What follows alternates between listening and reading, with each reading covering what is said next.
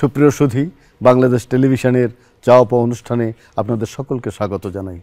আমাদের জীবনের চাওয়া পাওয়া অনেক, কিন্তু সেই অসীম চাওয়া পাওয়ার ভেতরে আমাদের এই যে জার্নি, এই যে আমাদের পর্যটন, সেই পর্যটনে আমরা কতটুকু সেই জীবনকে পাই, কতটুকু আমাদের চাওয়াকে পাই, আমাদের পরিপূর্ণতা কতটুকু, এই জিজ্ঞাসায় কিন্তু আমাদের জীবন শেষ হয়ে যায়। কিন্তু আমরা চাই আমাদের জীবন পূর্ণ হোক, অন্তত আমার জীবনের একটা বড় স্বপ্ন আমাদের চাওয়া পাওয়ার সঙ্গে সংযুক্ত হোক। প্রিয় দর্শক, সেটি না হলেও আমরা যতদিন বাঁচব মানুষকে ভালোবেসে, জীবনকে ভালোবেসে আমাদের চাওয়া পাওয়াকে পূর্ণ করতে চাইব, সেটি হচ্ছে আমাদের প্রত্যাশা। শুধু দর্শক, আমাদের সেই বিশ্বাস, সেই আশা, সেই নিঃশ্বাসের সঙ্গে মিলে থাকে আমাদের গান, আমাদের কবিতা। চলুন আমরা অনুষ্ঠানের শুরুতেই দিঠির একটি গান শুনি।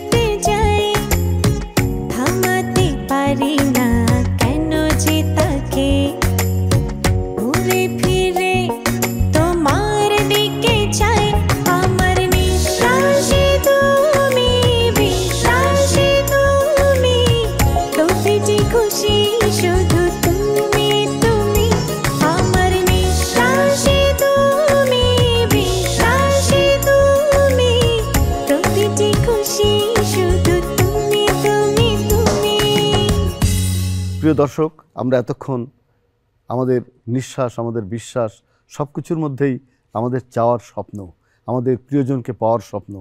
কিন্তু আমাদের সবচেয়ে বড় জায়গাটি হচ্ছে আমরা যা চাই সেটি হচ্ছে ন্যায় বিচার।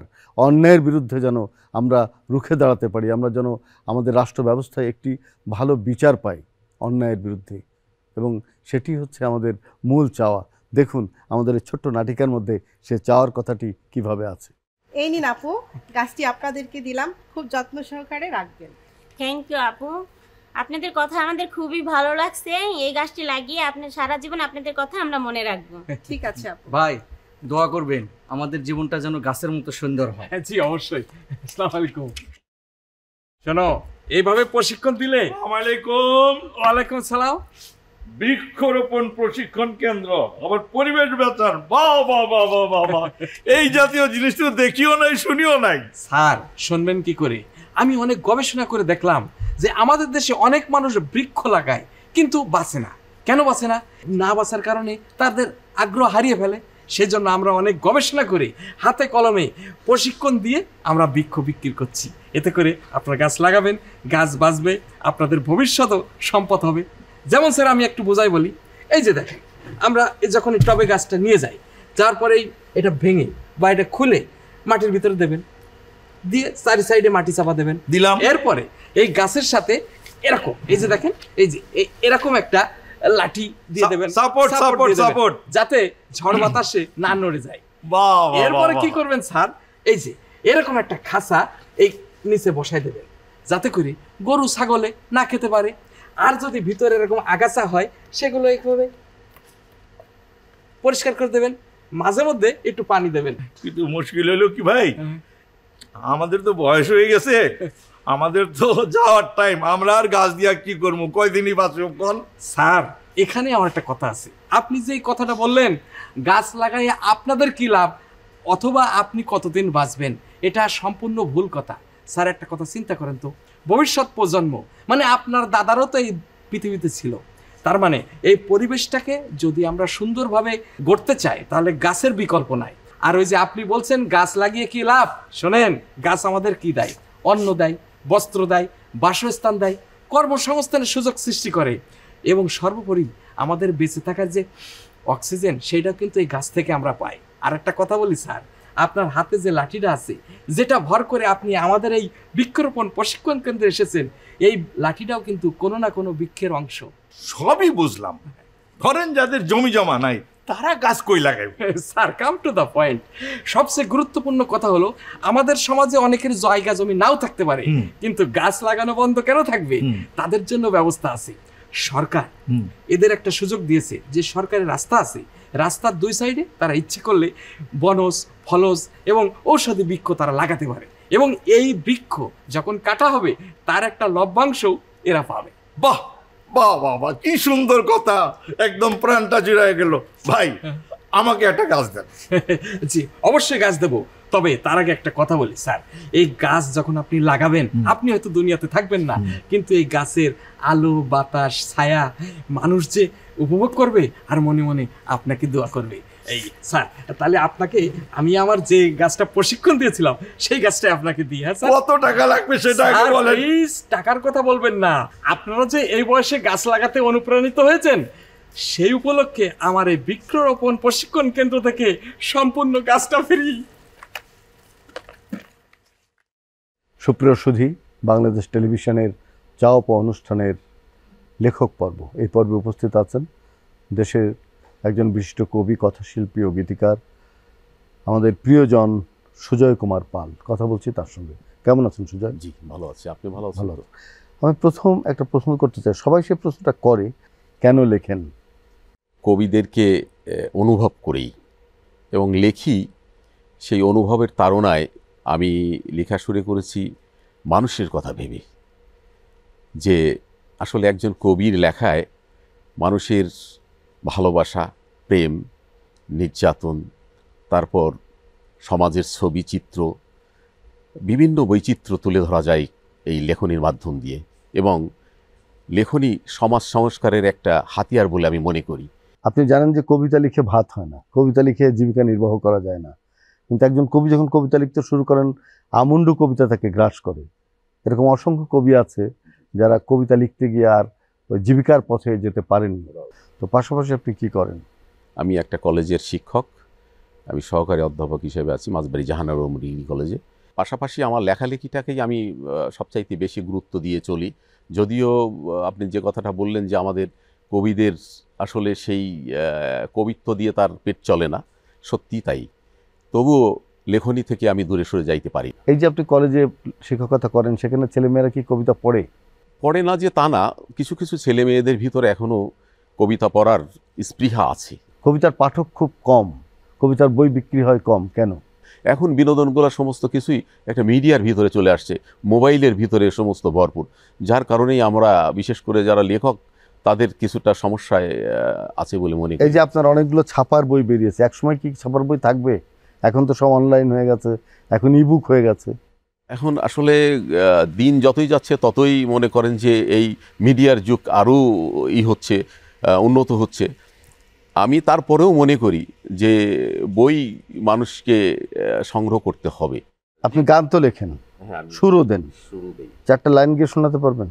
সেখানে যেতে আমার মন যে চাই, যেখানে কেটেছে আমার ছেলেবেলা, যেথায় করেছি আমি ধুলি খেলা, সেখানে যেতে আমার মন যে চাই, যেখানে কেটেছে আমার ছেলেবেলা, যেথায় করেছি আমি ধুলি খেলা।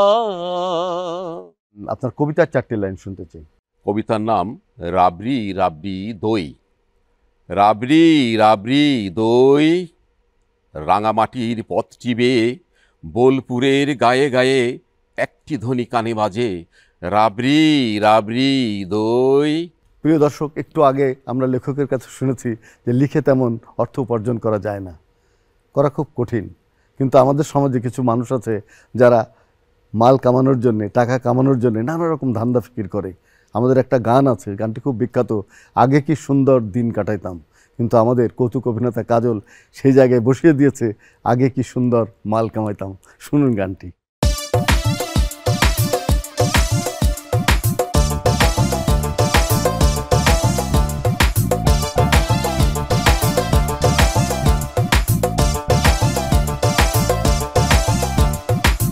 আগে কি সুন্দর মাল কামাইতাম আমরা, আগে কি সুন্দর মাল কামাইতাম, আগে কি সুন্দর মাল কামাইতাম আমরা, আগে কি সুন্দর মাল কামাইতাম। আমি এক চেয়ারম্যান পালিয়ে বেড়াচ্ছি কেন, আমি এক চেয়ারম্যান পালিয়ে বেড়াচ্ছি কেন, শুনেছি দুদকের খাতায় আমার নাম, হায়রে শুনেছি দুদকের খাতায় আমার নাম। আগে কি সুন্দর মাল কামাইতাম আমরা, আগে কি সুন্দর মাল কামাইতাম, আগে কি সুন্দর মাল কামাইতাম আমরা, আগে কি সুন্দর মাল কামাইতাম।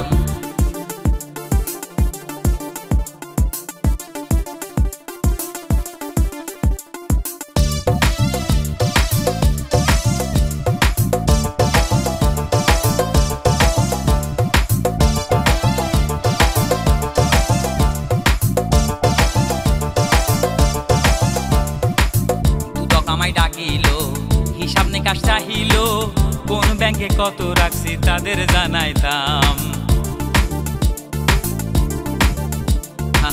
দুদক আমায় ডাকিল, হিসাব নিকাশ চাহিল, কোন ব্যাংকে কত রাখছি তাদের জানাইতাম। দিন হতে দিন আইন হচ্ছে কঠিন, দিন হতে দিন আইন হচ্ছে কঠিন, কাজল আমি এখন কোন পথে যাইতাম, হায়রে কাজল আমি এখন কোন পথে যাইতাম। আগে কি সুন্দর মাল কামাইতাম আমরা, আগে কি সুন্দর মাল কামাইতাম, আগে কি সুন্দর মাল কামাইতাম আমরা, আগে কি সুন্দর মাল কামাইতাম।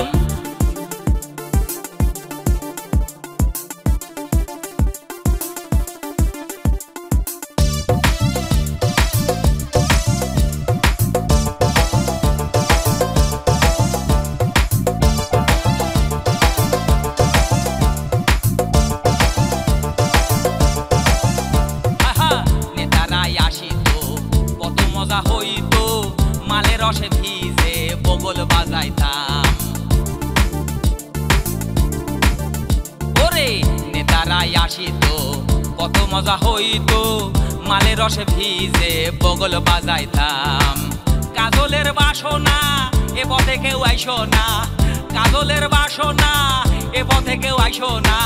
সবাই গেছে শ্বশুর বাড়ি আমিও যাইতাম বন্ধু, সবাই গেছে শ্বশুর বাড়ি আমিও যাইতাম। আগে কি সুন্দর মাল কামাইতাম আমরা, আগে কি সুন্দর মাল কামাইতাম, আগে কি সুন্দর মাল কামাইতাম আমরা, আগে কি সুন্দর মাল কামাইতাম। আমি এক চেয়ারম্যান পালিয়ে বেড়াচ্ছি কেন, আমি এক চেয়ারম্যান পালিয়ে বেড়াচ্ছি কেন। শুনেছি দুদকের খাতায় আমার নাম, হায়রে শুনেছি দুদকের খাতায় আমার নাম।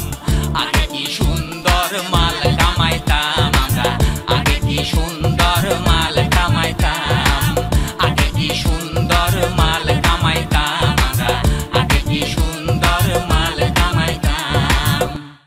শ্রোতা দর্শক, আমরা অর্থ উপার্জন করব সৎভাবে, সৎ পরিশ্রমের ভেতর দিয়ে। কিন্তু আমরা যদি অসৎ পথে যাই, আমরা যদি কোনো অন্যায় করি, তাহলে কিন্তু আমরা নিশ্চয়ই আইনের আওতায় যাব এবং আমরা বিচার এর মুখোমুখি হব এবং আমরা কারাগারে যাব। দেখুন এই নাটিকার ভেতর দিয়ে সেই সত্যটি প্রমাণিত হয়েছে। দূর পোলারে কখন আইতে কইছি, এত বেলা হয়ে গেল, আহে না কে? ভালো লাগে না, আহে না কে? ওই আমারে আবার ডাকলেন কেন? একটা জরুরি কথা আছে, এর জন্য তোরে ডাকছি। কি কথা? তাড়াতাড়ি কর, আমার বেশি সময় নাই। কে? এদিকে আমার জ্বর, সর্দিও আছে। তাই হ্যাঁ, বাইরে আগে আমার মনের কথাটা কই। এই যে হাত পাততে পাততে, বুঝছো, হ্যাঁ। আমি কমলাপুর গেছি, যাই একজন ম্যাডার কাছে হাত পাচ্ছি, ও যে বুঝছো, হঠাৎ টাকা দিই আমার মামাতো ভাই, ও আমার দেখে চিপছে, আমি ওর দেখে চিপছি। আমি ভিক্ষা খাওয়া ছাইড়া দিছি, তুই চাইছিলি না আমি ভিক্ষা করা ছাইড়া দিই, ছাইড়া দিছি। খুব ভালো করছেন। কোন দিন না জানি ভাবির কাছে ধরা খাইতেন। মানের মান আল্লাহ রাখছে, হ্যাঁ, বৈশা থাকলে তো চলবো না, কিছু তো একটা করতে হইব। আবার কি ফোন দিয়ে আসছেন আপনি? আরে বেড়া, হ্যাঁ দেখছো বাংলাদেশে আবার করোনা পড়ছে। হ্যাঁ, কিছু লোক হাসপাতালে আছে, কিছু লোক মারাও যাচ্ছে। এই দুঃসময় হ্যাঁ। আমি বৈশা থাকতে পারি না, হ্যাঁ, তাই তো আমি চিন্তা করছি জনগণের পাশে থাকা তাদের সেবা করতে হইব অনেক সস্তায়। বুঝছো, একটা করোনার ওষুধ আবিষ্কার করছি। কি কর? করোনার ঔষধ আবিষ্কার করছেন আপনি? হ, সহজে গাছের লতা পাতা দিয়া করোনার ওষুধ আবিষ্কার করছি। কি কি লতা পাতা ব্যবহার করছেন বলেন তো? এই প্রথম মনে করেন দোতরা পাতা, হ্যাঁ বিষ কচু পাতা, হ্যাঁ কাঁঠাল পাতা, হ্যাঁ হ্যাঁ, হ্যাঁ আম গাছের পাতা, হ্যাঁ মরিঙ্গা মানে সাজনা গাছ আছে না, ওর পাতা, হ্যাঁ। শেষে জাওয়াল হোটা দিয়া একটা মহা ঔষধ আবিষ্কার করছি করোনা। চমৎকার চমৎকার মিশ্রণ করছেন আপনি। হইব না কে চমৎকার? সকালে ঘুমের থেকে উঠা আল্লাহর কাছে দুই হাত তুললা মোনাজাত করছি, ইয়া আল্লাহ করোনা আরো বাড়ায়া দেন, আমি ওষুধের ফ্যাক্টরি বানাই, এই ওষুধ বেচা আমি কোটি কোটি কোটি টাকা যেন আয় করতে পারি আল্লাহ। তাইলে আমি এখন কি করতে পারি আপনার জন্য? আপনারে কিছু করতে হবে না, যা করার আমি করব। আপনার না জ্বর, জি, হ্যাঁ, কাশি, হ্যাঁ। এই ইয়ে করে একটু জিব্বাটা দেখি। বন্ধ করেন বন্ধ করেন বন্ধ করেন, করোনা আপনার হয়ে গেছে, এইটার রক্ষা নাই।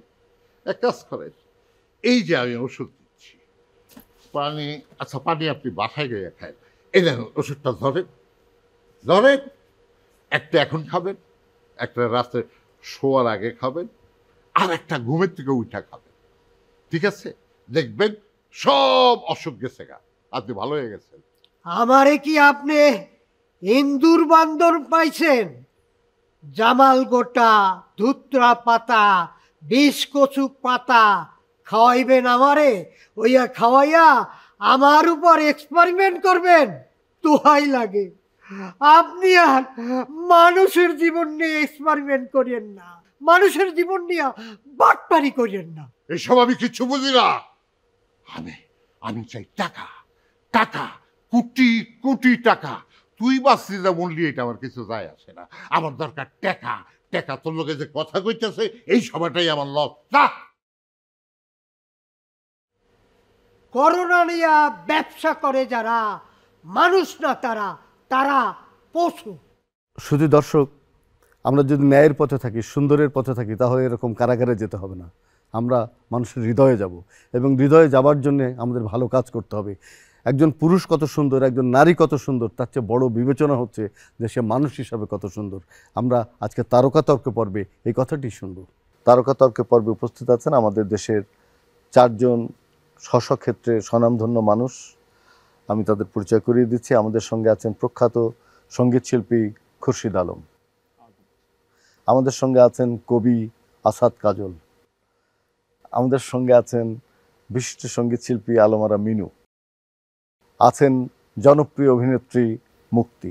আমরা প্রথমেই নারীদের কাছে যাই, কারণ নারীরা তাদের যে সৌন্দর্য উপস্থাপন করেন কিংবা তারা যে সুন্দর সেটা তারা নিজেরাই ডিফেন্ড করুক। কেন নারী সুন্দর? আলমারা মিনু। নারী সুন্দর কারণ নারী মা, নারী কন্যা, নারী প্রেমিকা, নারী বউ, নারী, এবং নারীর মন সুন্দর, আত্মা সুন্দর, নারী আবার নিজেকে সাজাতেও পছন্দ করে, মানে নারী সর্বে সর্বা। এই জন্যই নারী সুন্দর। হ্যাঁ, অবশ্যই নারী সবসময় সুন্দর। আসাদ কাজল, কেন পুরুষ সুন্দর? আজকের বিষয় নারী সুন্দর না পুরুষ সুন্দর। আমি বলবো নিঃসন্দেহে পুরুষ সুন্দর। পুরুষকে সাজতে হয় না, নারীকে সাজতে হয়। পা থেকে মাথা পর্যন্ত প্রত্যেকটা অঙ্গে, প্রত্যেকটা শাখার, বডির শাখা প্রশাখায় নারীকে সাজাতে হয়। কিন্তু পুরুষ দেখেন, তাকে কিছুই করতে হয় না। একটা বিয়ে বাড়িতে গেলেও আপনারা কি করেন? সারাদিন শুধু পার করে দেন সাজতে সাজতেই। স্বামী বলে, ওগো তোমার হয়েছে কি, আরেকটু আরেকটু আরেকটু করে করে আপনারা আধা দিন পার করে দেন শুধু সাজতে সাজতেই। আর পুরুষ কি করে? প্যান্ট শার্ট স্যান্ডেল পরেই বিয়ে বাড়িতে চলে যায়। অর্থাৎ পুরুষকে সাজতে হয় না। এই জন্য সাজতে হয় না, পুরুষ সুন্দর। একজন কবি কিন্তু আপনাদের নারীর সাজকে আবিষ্কার করেছেন। নারী যেহেতু সুন্দর না, নারীকে কিভাবে সাজানোর আবিষ্কার করা যায়, এই নারীকে সাজসজ্জা আবিষ্কার করেছে একজন কবি। শুধু তাই না, আপনি কনে দেখতে যান, আমরা আজকাল তো কনেকে আমরা বিশ্বাসই করি না সাজগোজের কারণে। আমরা গোপনে আবার ঘটক দিয়ে বলে দেই, সাবধান, কনেকে সাজাতে দিবেন না, আমরা ন্যাচারাল দেখবো।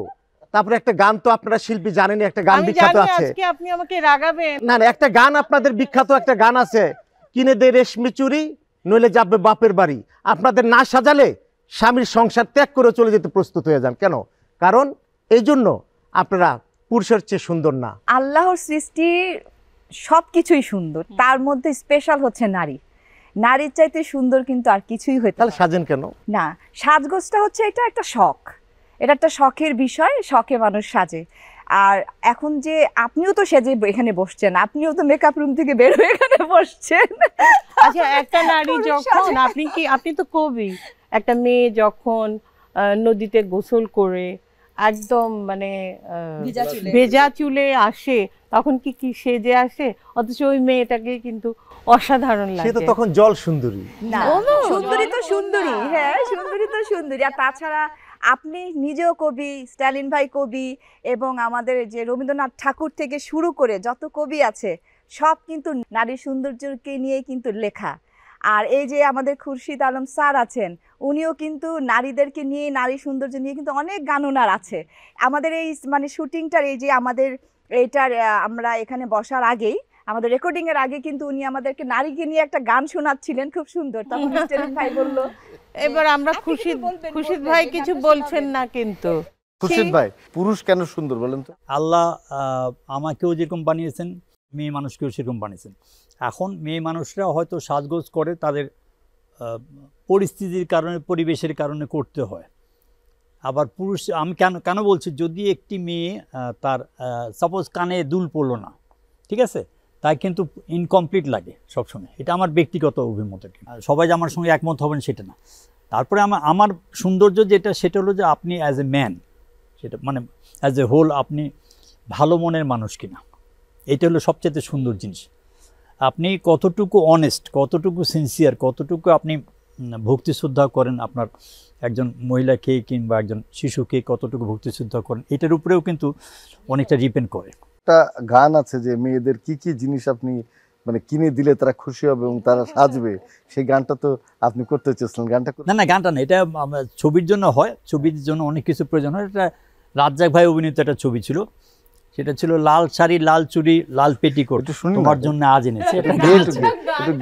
লাল শাড়ি লাল চুড়ি লাল পেটিকোট তোমার জন্যে আজ এনেছি, একটু না হয় অগো সুন্দরী গো, একটু না হয় নাম ধরেছি, লাল শাড়ি লাল চুড়ি লাল পেটিকোট তোমার জন্যে আজ এনেছি। এটা গাজী ভাইয়ের লেখা এবং আনোয়ার পারভেজের সুর করা, খুব সম্ভবত, আমি যদি ভুল না করি। এখন বোঝা যাচ্ছে যে মেয়েদের সাজগোজ না করালে তো খুব সমস্যা, এবং তার জন্য গানও আছে। একদম লাস্ট রাউন্ডে আমরা আছি, আমি কাজলকে বলবো এক কথায় আবার নিজেকে ডিফেন্ড করতে হবে, পুরুষ কেন সুন্দর। পুরুষ সুন্দর আরও কিছু যুক্তি আছে, তার মধ্যে একটি যুক্তি আমি দিচ্ছি। বাংলাদেশে নারীকে সাজানোর জন্য প্রসাধনী যত কোম্পানি আছে শত শত কোটি টাকা এই নারীর পিছনে ব্যয় করা হয় নারীকে সাজানোর জন্য। পুরুষকে সাজানোর জন্য কয়টা কোম্পানি পাবেন? নাই, তত ব্যয়ও নাই। শুধু তাই না, আমাদের দেশে একজন নায়িকা আছেন, জীবন্ত কিংবদন্তি এক নায়িকা, সেদিন কথা প্রসঙ্গে বলল প্রতিদিন আমার সাজগোজের জন্য আমার মেকআপের পিছনে 4,000 টাকা ব্যয় হয় প্রতিদিন। চিন্তা করা যায়, প্রতিদিন যদি 4,000 টাকা ব্যয় হয়, মাসে কত টাকা? এই টাকাটা তো আমরা দেশের উন্নয়ন করতে পারতাম, কত কিছু করতে পারতাম। কেন শুধু নায়িকা বলেন, আমি তাহলে একটা কথা বলতেই হবে, ঘরের বউ পার্লারে যায় কেন? তার স্কিনটাকে টান টান করতে, তার চুলটাকে ঝলমলে করতে, তার হাত পা নখ এভরিথিং এর যত্ন নিচ্ছে। Skin care is different thing. Skin care সারা জীবন, মানে একটা বাচ্চা থেকে শুরু করে ছেলে মেয়ে বাচ্চা বুড়ো সবাই। আমি বলবো যে হ্যাঁ, আমি কিন্তু ন্যাচারাল থাকতে খুবই পছন্দ করি, কিন্তু প্রফেশনালি না কেন ঘরের বউরা কি সাজে না? তারা বেশি পার্লারে যায়। আমি তো মনে হয় 30 বছর আমি নিজেই সাজি, নিজেরই স্কিন কেয়ার নিজেই করি। আমি কিন্তু পার্লারে যাই না। আমার হাজবেন্ডের অনেক টাকা বাঁচিয়ে দিয়েছি, আমার হাজবেন্ডের জীবনে একটা লিপস্টিক কিনতে হয়নি। কিন্তু আমি বলি যে স্কিন কেয়ার করলে যেটা হয় সৌন্দর্যটা বজায় থাকে। হ্যাঁ, আর সাজটা হলো একটু লিপস্টিক দিল একটু, এটা তো ছেলেরা নিজেরাই চায় মেয়েরা একটু সাজুক। আপনার চোখে কে বেশি সুন্দর? আপনি কিন্তু বলবেন আমার চোখে আমার মা বেশি সুন্দর। নারী কিন্তু সাজেন না, না সাজুক, সুন্দরের কথা প্রেমিকা সাজেন আর স্ত্রী সাজেন। এখানে কিন্তু সাজার কথা আসেনি, এখানে নারী সুন্দর না পুরুষ সুন্দর, সেই হিসেবে মা সুন্দর। খুরশিদ ভাই, সব শেষে আপনি মুরব্বী, আপনি বলে একটু দেখেন কি করা যায়। না আমি আবারও বলি, একটাই বলি, এই বিতর্কে না যাওয়াই ভালো। পুরুষদের সাজসজ্জাটা একটু কম হয়, কারণ উনি যেটা বলেন আসলে কিন্তু এটা ঠিক। আর মেয়েদের যেটা, এটা আবার উনি অস্বীকার করুক আর যাই না, এটা কিন্তু আবার যদি না হয়, অনেক পুরুষ এটা পছন্দ করে না যে আমার বউ সাদা মাথা অবস্থা চলছে, এটা কিন্তু অনেক পুরুষই পছন্দ করে, আর এক বিপদ হয়। নারী সুন্দর না পুরুষ সুন্দর, এই তারকা তর্কে এসে সবচেয়ে গুরুত্বপূর্ণ যেটা আমার মনে হচ্ছে, আমি যদি বিচারক হই, সেটি হচ্ছে যে যার মন সুন্দর, যার ব্যবহার সুন্দর, যে নিজেকে মানুষ হিসাবে মনুষ্যত্ব বেশি করে প্রকাশ করতে পারে, মানুষকে ভালোবাসতে পারে, সে নারী হোক সে পুরুষ হোক, সেই সুন্দর। একজন অসম্ভব সুন্দর নারী যদি তার দুর্ব্যবহার হয়, সে যদি মানুষের সঙ্গে ভালোবেসে কথা না বলে, সে যদি সংসারকে সুন্দর না করে, তাকে মানুষ সুন্দর মনে করবে না। এবং একজন পুরুষও তাই, সে যদি তার বীরত্ব, তার সৌন্দর্য, তার মানবতা মূল্যবোধ, মানুষকে ভালোবাসা, সমাজকে দেশকে কিছু দেওয়া, সেটা যদি সে করতে না পারে, তাহলে সে কিন্তু সুন্দর হয়ে উঠবে না। সুতরাং মানুষের হৃদয়, মানুষের মন, মানুষের কর্মই হচ্ছে সুন্দর। যে যত বেশি সাজুক, তার সৌন্দর্য প্রকাশিত হবে তার কর্ম দিয়ে। আজকে দুই দলই বিজয়ী হয়েছে, দুই দলকেই আমি অনেক ধন্যবাদ এবং ভালোবাসা এবং শুভেচ্ছা জানাই। আমরা নারী পুরুষ তার সৌন্দর্য বিচার করেছি, কিন্তু আসলে আমরা দেখেছি সৌন্দর্য হচ্ছে আমাদের কাজের মধ্য দিয়ে, কর্মের মধ্য দিয়ে। আমরা জীবনে যা চাই তা যদি না পাই, তাহলে আমাদের জীবন সুন্দর হয় না। আমরা যদি জীবনের চাওয়া পাওয়াকে সুন্দর করতে চাই, তাহলে পরিশ্রম করতে হবে সৎ এবং ন্যায়ের পথে, এবং সেই পরিশ্রম যদি সার্থক হয় আমাদের চাওয়া পাওয়া সার্থক হবে। সেই চাওয়া পাওয়ার কথাই আমরা শুনবো এই ছোট্ট নাটিকার ভিতর দিয়ে। যা পেয়েছি কেন তা চাই না, যা চেয়েছি কেন তা পাই না, ছেঁড়া ছেঁড়া ফুলে চাওয়া পাওয়া। কি ব্যাপার ভাগ্নে দয়, কোথা থেকে উদয় হলে? মামা খুব ঝামেলায় আছে বুঝছো। আচ্ছা তুমি তার আগে কত চাওয়া পাওয়ার সমীকরণটা কি খুব জটিল? জটিল বলেই তো গানটা গাইছি। কেন, কি হয়েছে? অনেক রিসার্চ করে কিছু প্রশ্ন বাই করে নিয়ে আসছে মামা, উত্তরগুলো যে তোমাকে দিতে হবে। তাই নাকি? রিসার্চ করে প্রশ্ন লিখে নিয়ে এসো? হ্যাঁ মামা, প্রথম প্রশ্ন হলো, আচ্ছা অনেকেই যা চায় তা পায় না, এর কারণ কি? তোমার অবজারভেশনে কি বলে?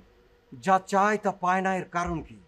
সক্ষমতা বা সুযোগের অভাব, ভাগ্য বা সময় নিয়ন্ত্রণে না থাকা, অতিরিক্ত উচ্চাকাঙ্ক্ষা, এসবই হচ্ছে কারণ।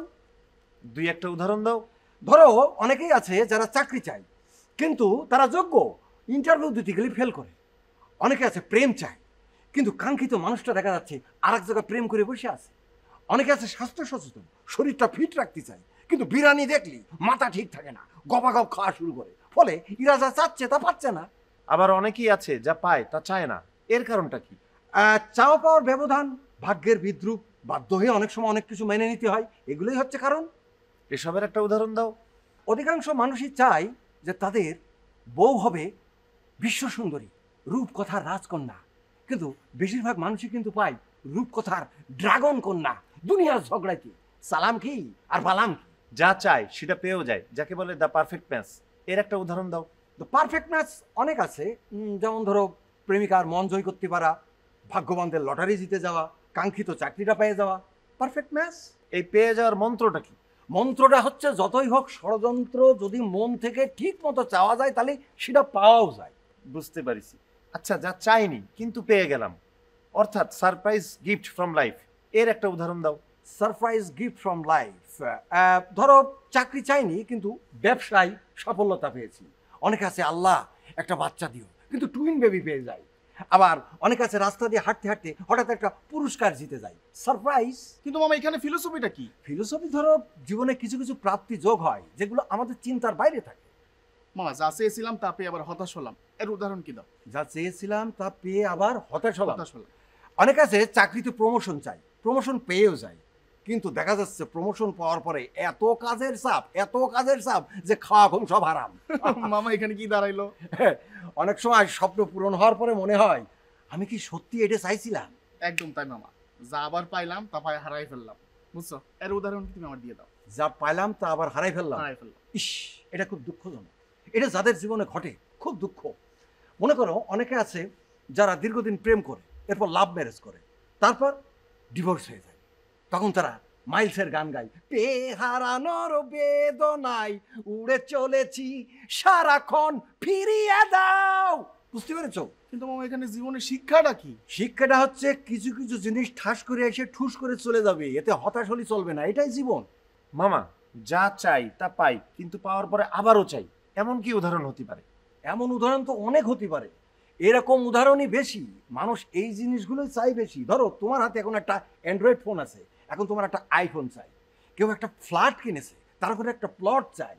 কেউ চাকরিতে চাই যে আমার একটু বেতনটা বাড়ো, বেতনটা দেখা যাচ্ছে বাড়লো কিন্তু তারপরে মনে হচ্ছে না একটু কম হয়ে গেছে, আরেকটু হলে ভালো হতো, আরও চাই। এরকম মনে হওয়ার কারণটা কি? কারণ মানুষের চাওয়া পাওয়ার কোনো সীমা পরিসীমা নেই। এছাড়াও আছে সমাজের অসুস্থ প্রতিযোগিতা, এগুলোই। যা চাইছিলাম তা পালাম না তবুও খুশি, এরকম একটা উদাহরণ দাও। এই আমাকেই যেমন দেখ, বিয়ে হয়নি তাতে সমস্যা নেই, একা থাকতে খারাপ লাগছে না, ভালোই আছি। খুব একটা ধনী হয়নি, সমস্যা নেই, সুখ আছে। অনেক নাম ডাক নেই কিন্তু শান্তি আছে। কিন্তু মামা এখানে জীবনের সত্যিটা কি?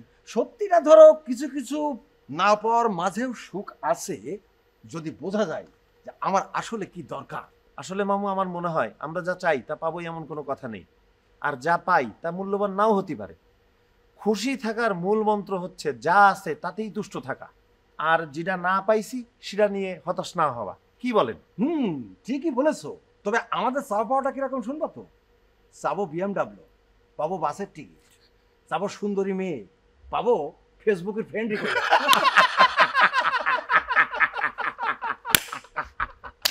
শুধু দর্শক, আমাদের এই ছোট্ট নাটিকায় আমরা যে চাওয়া পাওয়ার কথা শুনেছি, সেখানে আনন্দ দেখছি, আবার না পাওয়ার বেদনাও দেখছি। কিন্তু আমাদের জীবনের সবচেয়ে বড় জায়গা সেটি হচ্ছে আমাদের একটা তাল। সেই তালটি হচ্ছে আমরা যদি সঠিকভাবে আমরা এগোই, ধাপে ধাপে এগোতে পারি। জীবনের সব ক্ষেত্রেই কিন্তু ছন্দ আছে, সবচেয়ে বেশি ছন্দ আমরা খুঁজে পাই নাচের ভেতর দিয়ে। চলুন আমরা আমাদের শেষ সময় এসে সেই ছন্দের কথাটি, সেই ছন্দের তালটি আমরা দেখি। চলুন আমরা একটি নাচ দেখে আসি।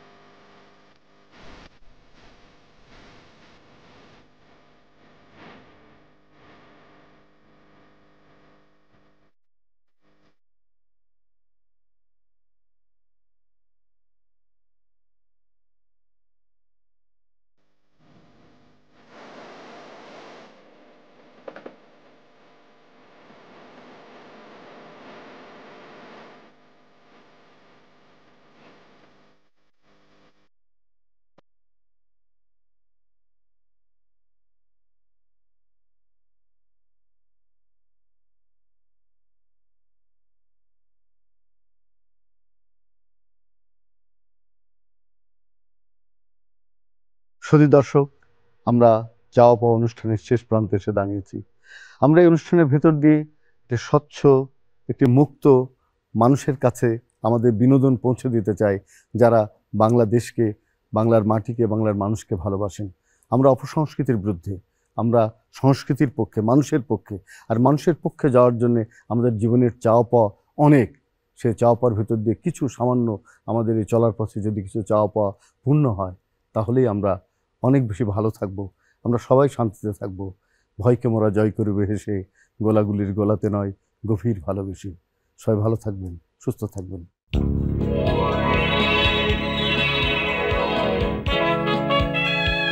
চাওয়া পাওয়া, চাওয়া পাওয়া, চাওয়া পাওয়া, চাওয়া